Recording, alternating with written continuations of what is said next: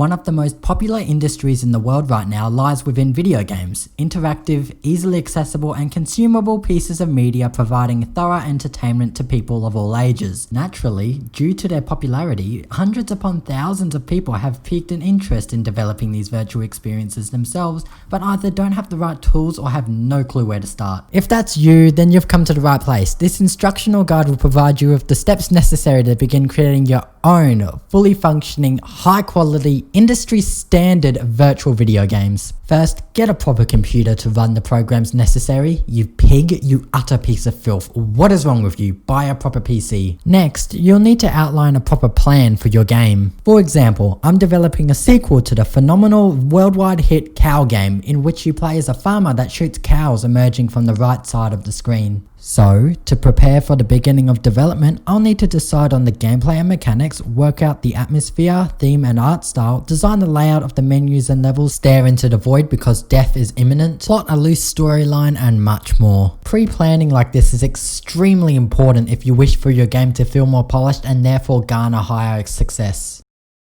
Once the game is fully planned out, development can begin. Opening your preferred game development software, start coding a rough assemblage of your game, including levels, gameplay mechanics, menus, options, and more. Visuals and graphics aren't necessary at this stage as you're just working out the gameplay, realizing you've overestimated your coding ability and making the tweaks necessary. You can use images online as placeholders for your graphics. However, I would recommend using single colored sprites to distinguish each of your assets from one another.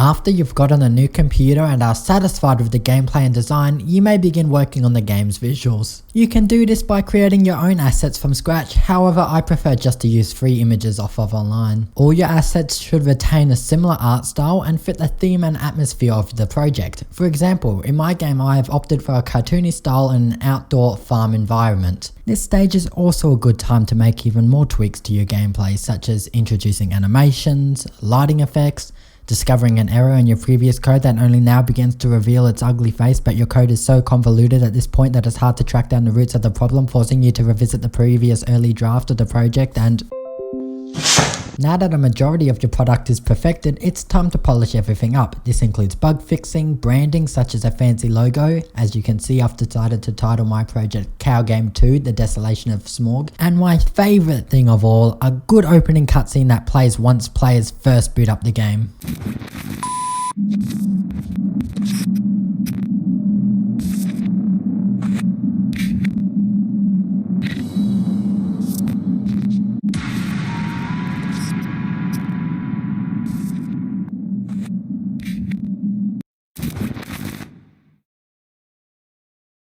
Oh, and also don't forget to include a tutorial and keyboard instructions so new players won't get confused.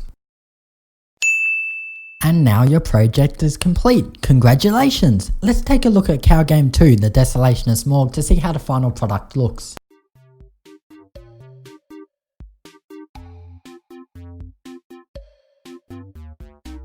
So that's your instructional guide on how to make your own partially functioning industry standard high quality virtual video game. With this step-to-step guide, hopefully you'll see your game garner as much attention as mine and everybody else's. And if you were the half of people who are watching this video because you didn't have the right tools like I said at the start of this video, well, go get your own, I'm not buying them for you. Farewell.